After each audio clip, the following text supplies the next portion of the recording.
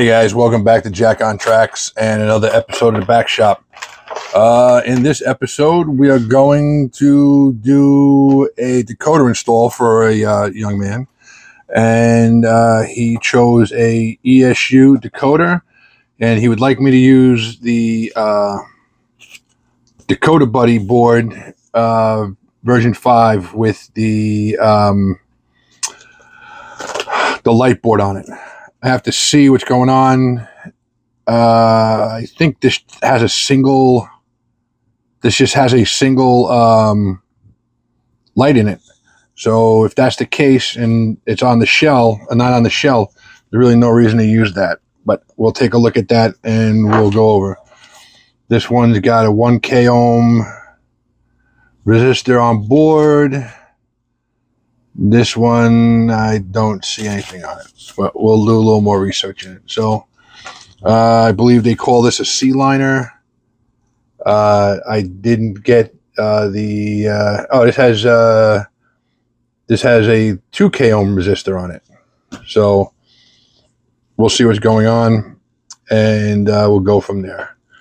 All right, let's get into this and get this apart.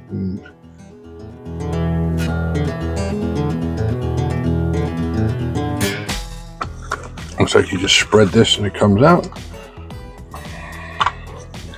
And that's what it does. All right, so spread that out. All right, so this has a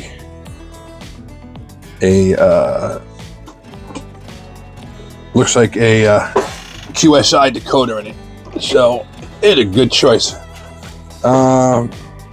It's got a single LED in there, so we're probably just going to use the other board because it doesn't really make sense to put the board in for all the extra lighting because there's no extra lighting. This one's got the reed switch factory reset on it. There's no number board lights. There's no other lights in this thing. There's no cab interior to light up, so really doesn't need that other board. Best to save that for something else that's getting a little more lighting in it.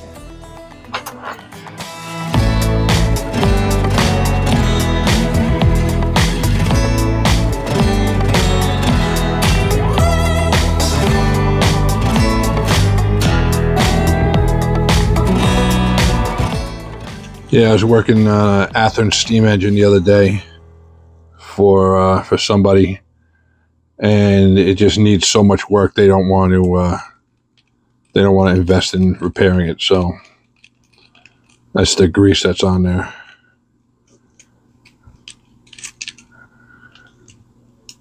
I don't really know what they greased it up with, but boy, did they grease it up.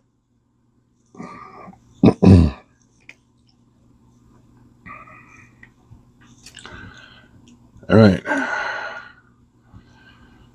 Speakers, motors, front power, rear power. This is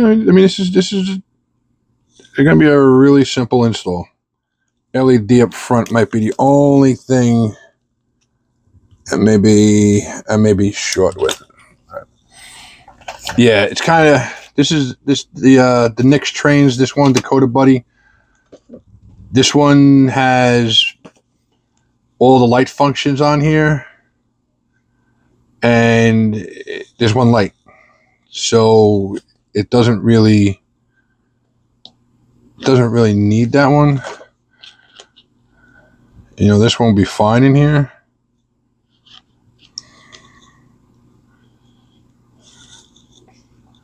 But I'll check it out. All right, guys. So just give me a second to get in here and figure it out. I'm going to actually give the customer a call and just double check. All right, guys. Welcome back to Jack on Tracks. And so I spoke with the customer, and he wants to go with the smaller board, which makes more sense because there's really only one light. And I'm going to put a cab light in. So the cab area will light up, but there's really nothing. There's no stuff in there to see, but it'll still give that effect.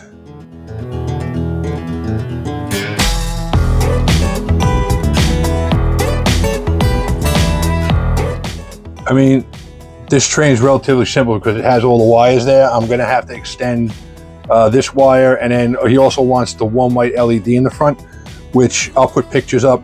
The one that's in there is like an orange. The manufacturers, for some reason, they seem to have like cheaped out in the one thing which you didn't think would be that expensive to just do it the right way. They all seem to do it. Bachmann had it, that orange-ish light, and I think Atlas had it too. Those are all tinned up, and as always, even though there's no components on here that would go bad, they came in contact with it. Clean off any of the extra flux.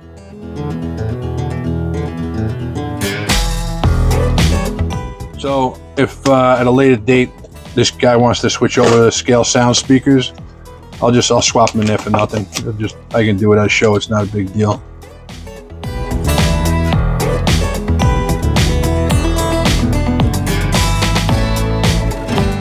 Even though I know, I still gotta look. Engineer side is red. All right, so that's the way we got it. Point. Engineer side is red.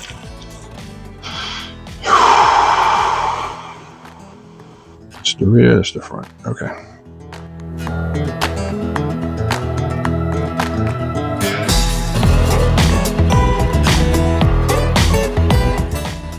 Use the 91%. If you get 99, get 99. It's a little harder to find, but it works a little better.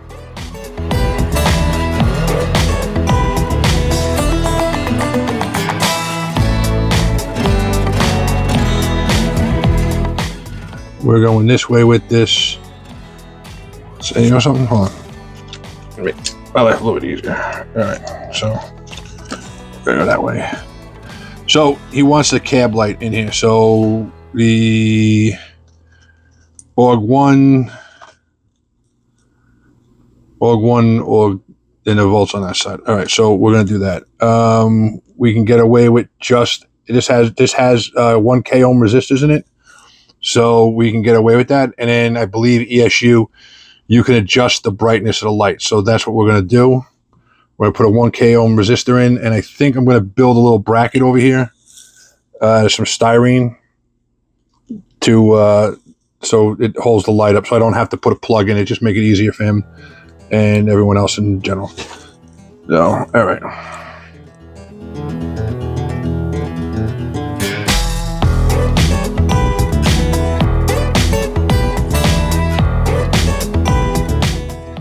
That's powered in there. All right, so I'm actually going to put a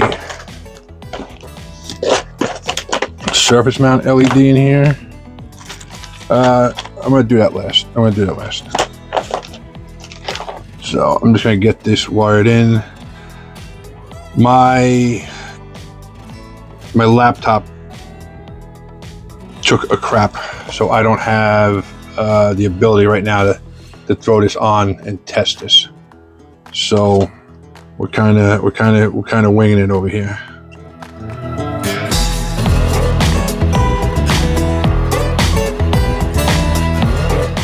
It's kind of nice that all the decoder guys, all the decoder companies kind of came together with more standard size, decoders, and they have their holes in the same place, kind of. So that fits in there nice. All right, so that speaker wire is too short. I knew that was going to happen.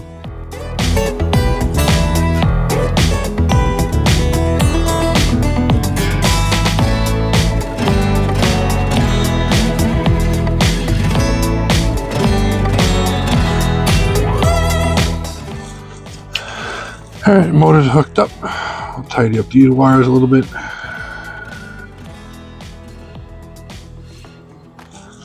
So, I believe I have, in my box of stuff, I believe I have a purple wire in here. You know something? They're just using, I'm going to do purple because I'm just looking at my wire. My wire's the same thickness. They They just use some heavy wire.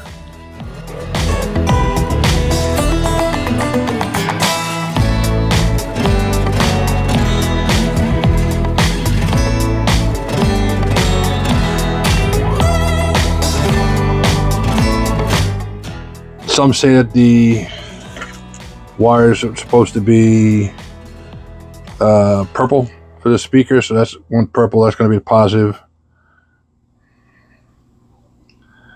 They also say that it doesn't matter plus or minus on the speaker as long as they're all wired in the same direction. So this is in, I guess, series, parallel, I don't know.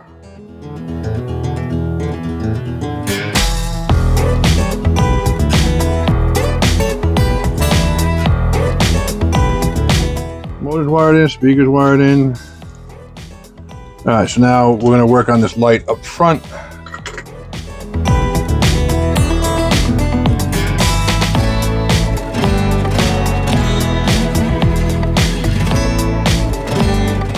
Since this already had a light LED, this board has 1K resistors in it, so you're not supposed to have to add any more to it. And if this is a little bit too bright, I believe you can adjust the brightness on the decoder. So that's what we're gonna leave it at. So I'm going to get these tinned up.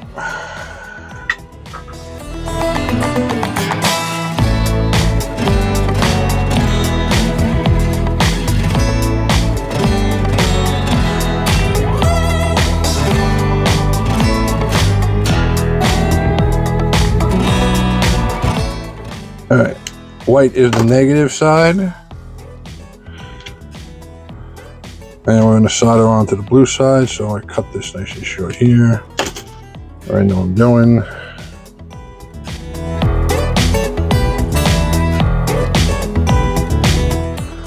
And for the finishing touch,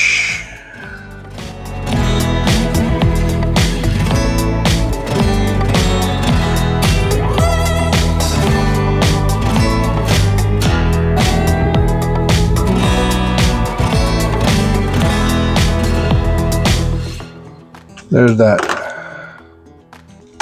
Now, I tested this before.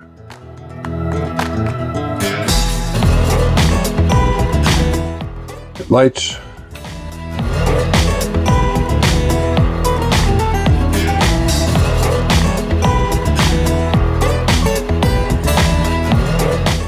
We'll do to make this look a little neater. We'll give it the old twist.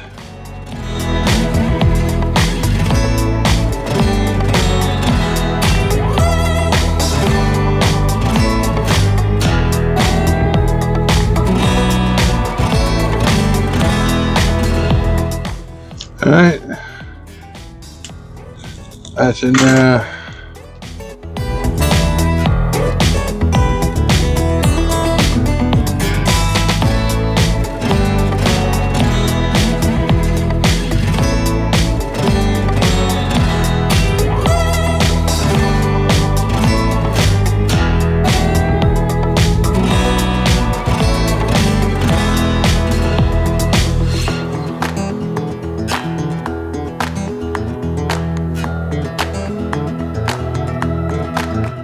All right, so the only thing I got left to do in here is soldering the LED.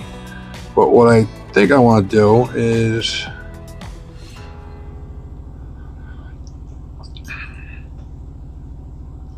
I'll make a little bracket over here. I don't want to attach it to the roof, so I think that's what I'm going to do. All right, give me a second. I'm going to shut this off for a minute and confabulate and figure out what I'm going to do here, and be right back. All right, so I made this little bracket, and I got the LED on there, and I got the bonded on there, and my super duper light.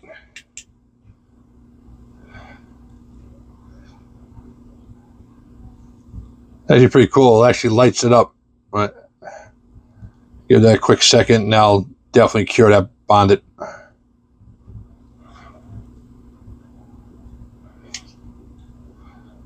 Yeah, that's that. All right, so got that glued in. I'm actually gonna, since I got it touched, I have it on there.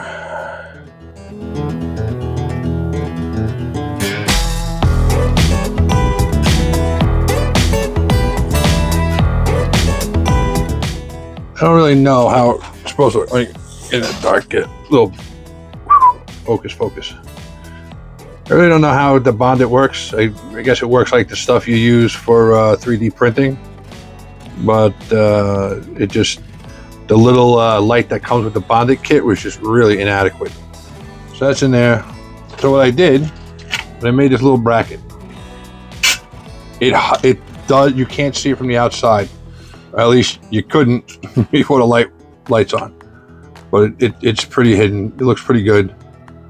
There's really no interior in there, so the light's just really kind of decorations, not illuminating a cockpit or anything.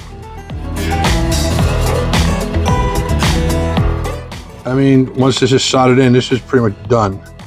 The only issue I'm going to have right now is I don't have a laptop. My laptop, it died. Something happened with the charging port, so it's at the, you break it, we fix it, because I broke it, they're going to fix it. Not 100% sure, but almost positive that this is low enough in there. If not, if it's an issue, we'll just have to take it off of these screws, put a piece of double-sided tape on it, and set it right down the chassis. It is what it is. It's kind of the one reason I kind of shy away from using the decoder buddies. These are great products. I'm not taking anything away from them. It's just sometimes they're just a little bit high. I believe he makes different height ones. I don't know which ones these are, but I just find that a lot of times I'm running into problems with these touching the top. I've actually come in here and slid the decoder on and then nipped these off, and that solved the problem. All right, so what we got to do here is we're going to wire this light.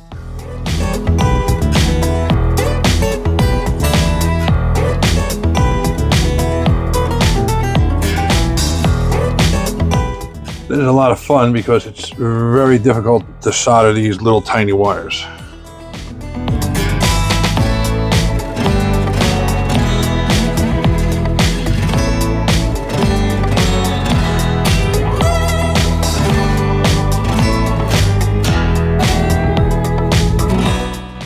It is really such a pain to solder these little wires and to strip them. Some guys just use heat. You just melt the wire back. But every time I do that, every time I ever did that, I wound up making more of a mess to solder.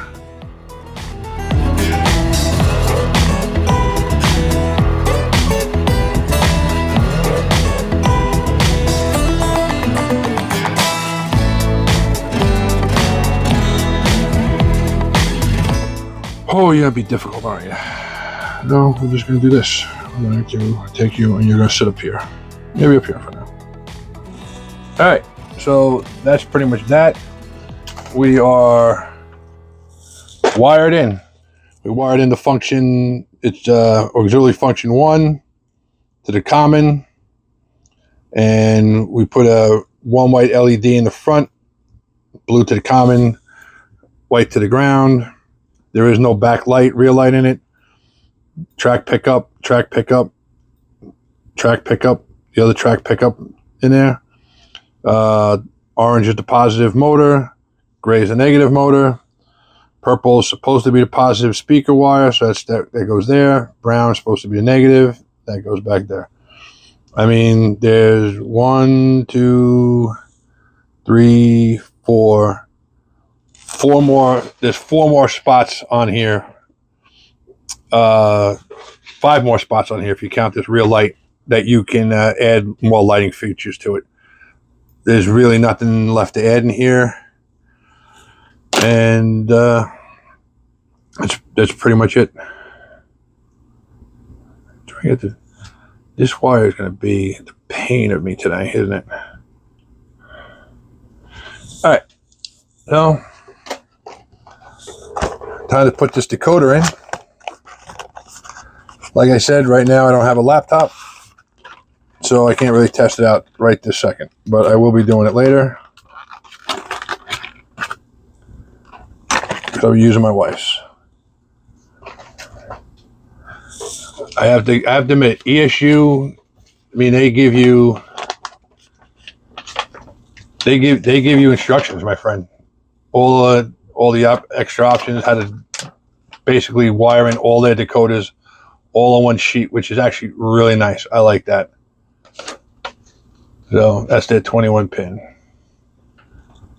I guess that's their low sound, but they're whatever. But there's regular one.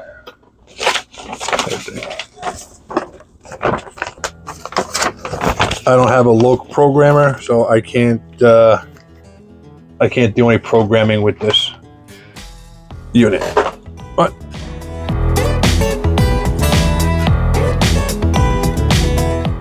and that's that. So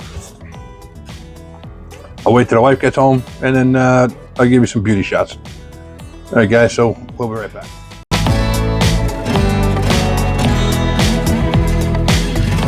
All right, guys, here we go. We're on the test track. All right, guys, here we go. We're on the test track. This is the first ESU decoder I've ever installed or did a really anything with. So let's see what it's like. Power's on. To get the sound to come on, I gotta hit the bell button. That has to get tweaked. I don't know how to do that. Obviously, it's not the right sound for the unit. That's where it's programmed in. Go reverse.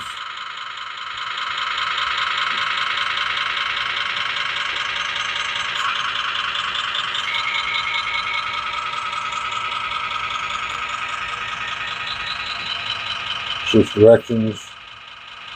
Headlight comes on.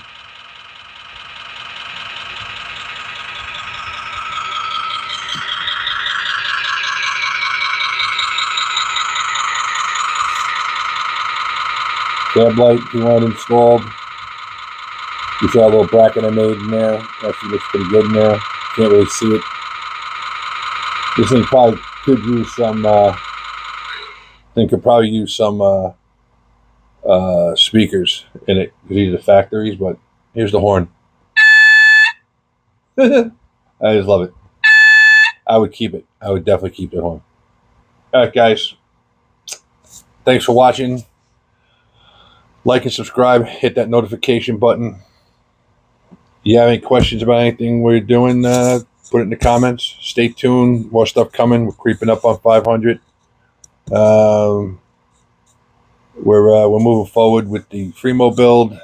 Possibly another module build coming up. Either I don't know. Not sure. Fremo N scale, or possibly another Hot Tracks module. I'm not sure. The ON30 build is kind of on hold right now because of the tariffs. I can't afford to buy that much track, so it's going to be on hold. All right, guys. Thanks for watching. I really do appreciate it. Hit that subscribe button. I really do appreciate that even more. And as always, I'll catch you later.